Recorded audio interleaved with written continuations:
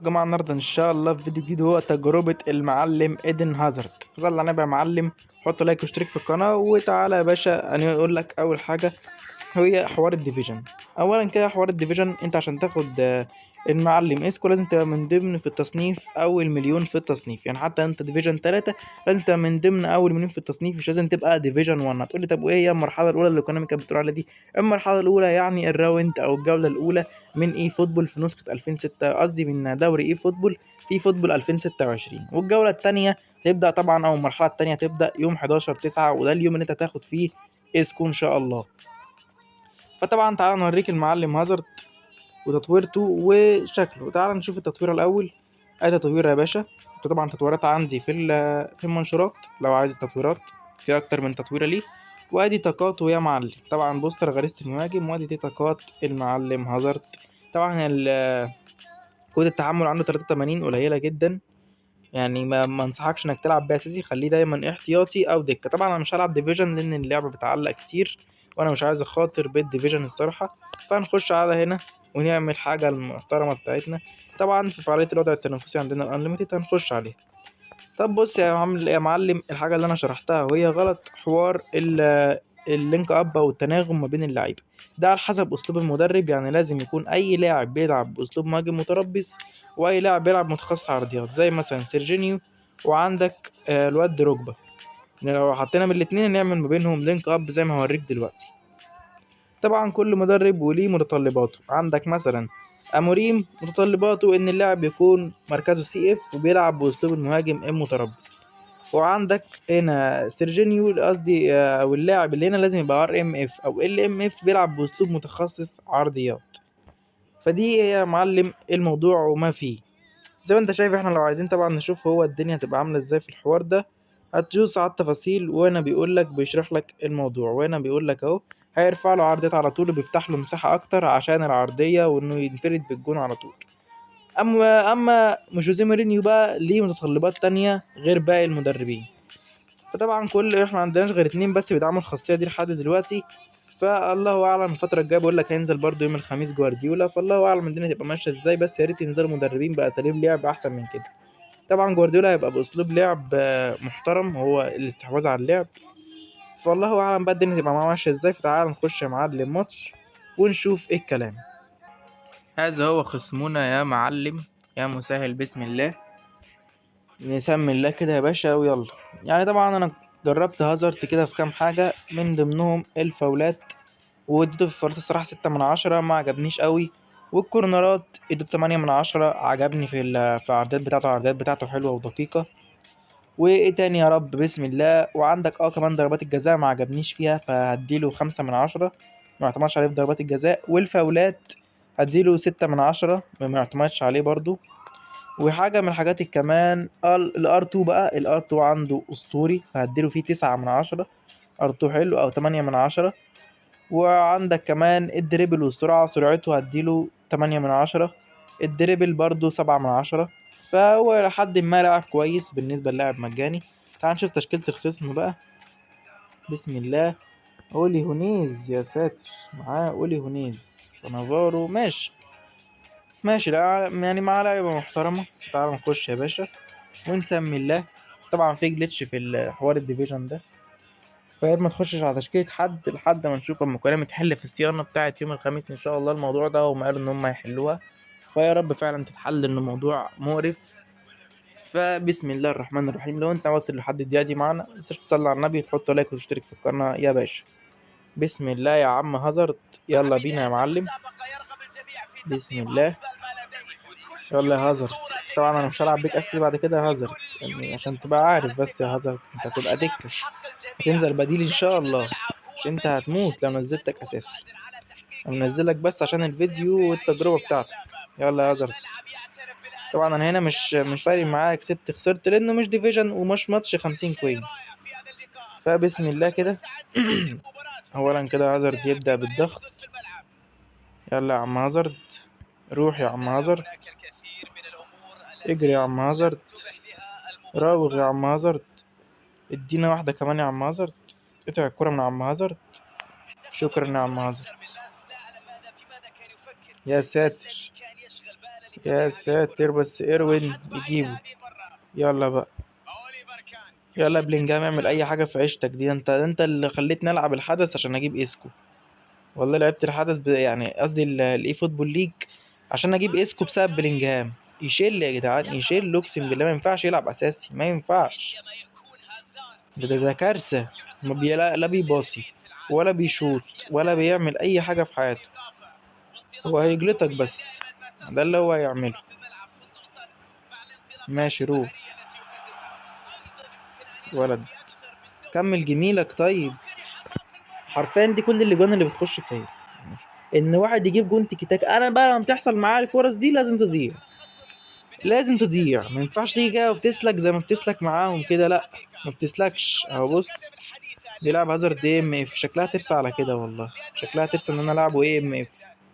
ده مش هيمشي معاك يا جناح، شكلها ترسى على كده. ماشي بسم الله. يا مسهل. يلا يا عم كاف، نروح من عند البركة بتاعتنا.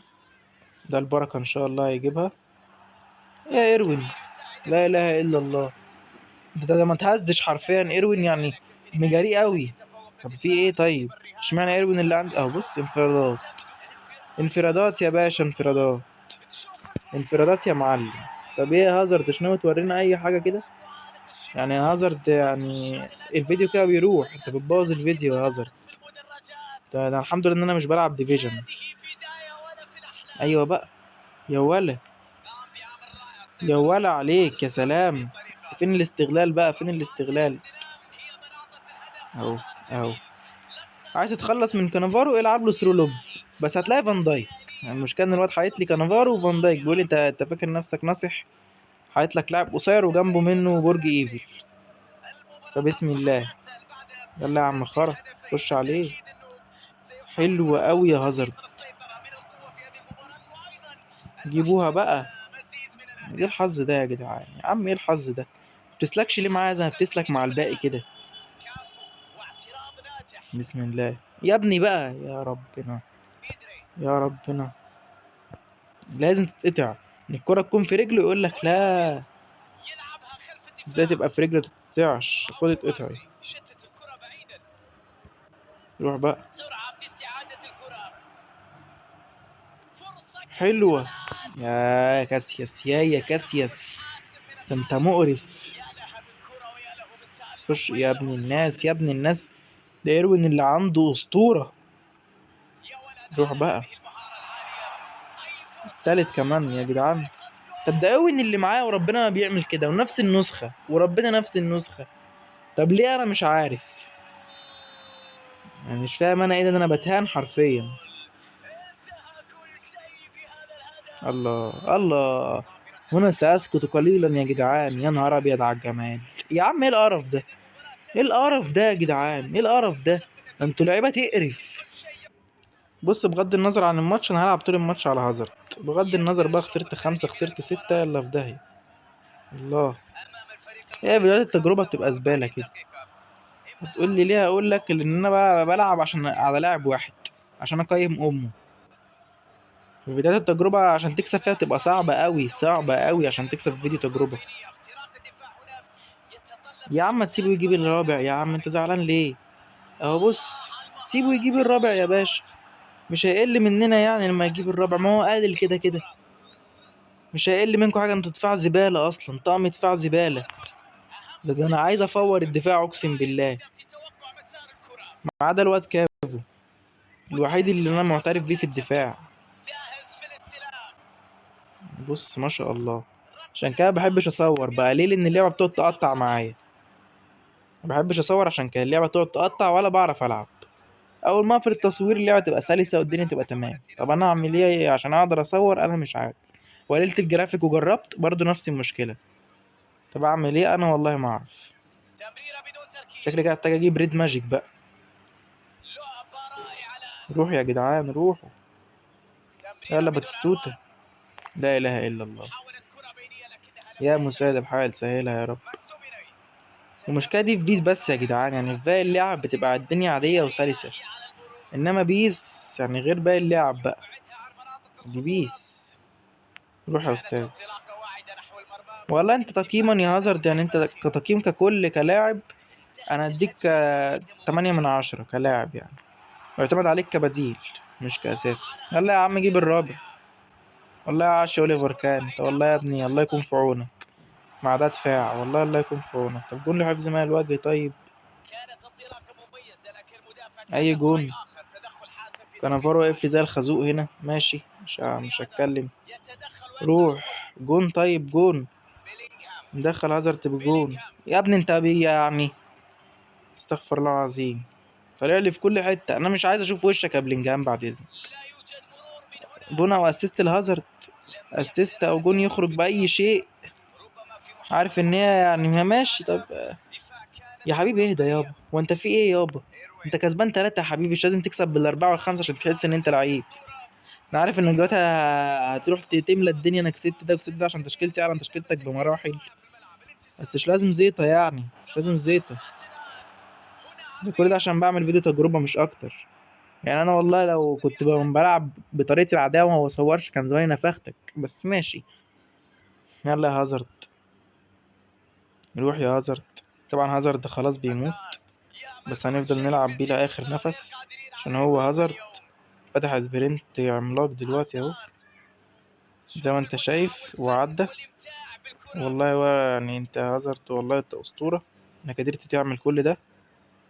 بص بيحل عليه بكام، بص الواد حرفيا بيجري ورا هازارد 3.